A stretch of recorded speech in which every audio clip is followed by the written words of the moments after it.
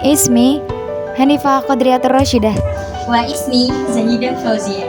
Ismi Nafasa Aska Salsabila. Kami dari kelompok 6 akan menjelaskan tafsir surat Ali Imran ayat 19. A'udzu billahi minasyaitonir rajim. Innad dina 'indallahil Islam. Wa makhtalafa alladziina utul kitaba illa min ba'di ma ja'ahumul 'ilmu baghyan bainahum. Wa may yakfur bi ayatillahi fa innallaha sari'ul hisab. Sesungguhnya agama di sisi Allah ialah Islam. Tidaklah berselisih orang-orang yang telah diberi kitab kecuali setelah mereka memperoleh ilmu, karena kedengkian di antara mereka.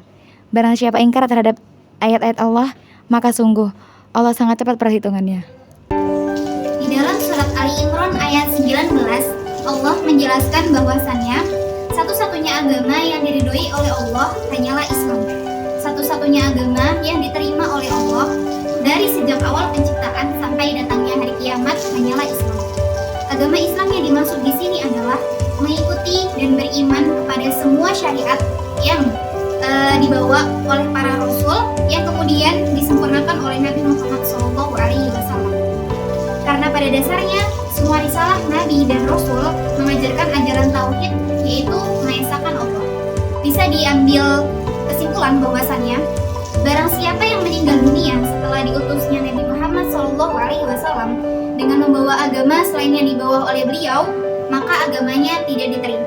Hal ini seperti yang difirmankan oleh Allah Subhanahu wa Ta'ala di dalam sebuah ayat. Dan barang siapa mencari agama selain Islam, dia tidak akan diterima, dan di akhirat dia termasuk orang yang rugi. Surat Ali Imran ayat 85. Makna Islam adalah sejahtera dan damai, pasrah, tunduk, dan patuh kepada Allah. Hal ini seperti yang difirmankan oleh Allah Subhanahu wa Ta'ala dalam sebuah ayat. Dan siapakah yang lebih baik agamanya daripada orang yang dengan ikhlas berserah diri kepada Allah, sedang dia mengerjakan kebaikan dan mengikuti agama Ibrahim yang lurus, dan Allah telah memilih Ibrahim sebagai kesayangan. Surat An-Nisa ayat 120.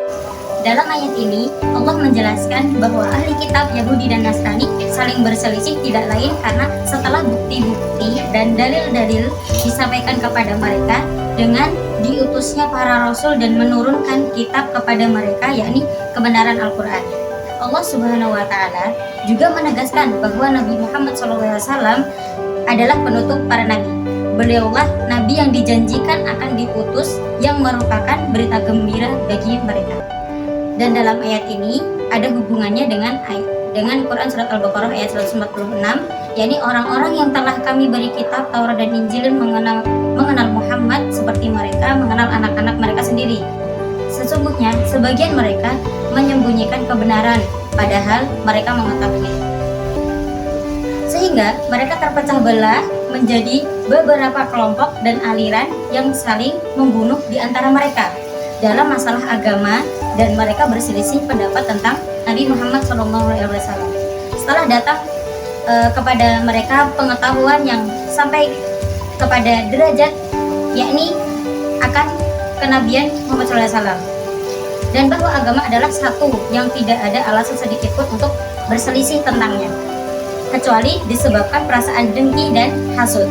Perselisihan yang terjadi di antara mereka seputar diri Nabi Muhammad SAW adalah dikarenakan kedengkian dan kezaliman yang ada pada diri mereka dan terjadi di antara mereka, serta kecintaan mereka kepada dunia dan isinya, sehingga sebagian dari mereka menolak segala ucapan dan perbuatan sebagian yang lain meskipun itu benar. Dan di dalam ayat ini pula Allah juga menjelaskan ancaman bagi orang-orang yang mengingkari ayat-ayatnya, yakni orang-orang yang menolak kebenaran atas ayat-ayat Allah, yakni mereka akan menghadapi hisab yang cepat dan berat di akhirat kelak. Allah juga memperingatkan bahwa penolakan terhadap kebenaran akan membawa akibat yang serius.